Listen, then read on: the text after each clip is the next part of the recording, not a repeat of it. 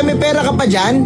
Bakit? Ay, hindi. Kung wala na, bibigyan sana kita eh. Pasensya na pre ha. Baon ako sa pera ngayon eh. Baka pwede kita pautangin. Ay naku, pasensya ka na pre. Ako din naghahagilap din ako kung saan ko gagastusin tong pera ko eh. Bigla kasi nagbayad si parin Joel kanina ng 2 milyon. Emergency daw eh. Kaya ako agad tinanggap. Ganun ba? Sige, maghahanap na lang ako ng ibang papautangin ko, tol. Salamat ha. Pasensya na talaga tol. Hindi, wala yun. Talaga. Salamat, tol ha. Kapit lang pre. Oo, tol. Kaya din natin to. Pasensya na, naistopo pa kita ha.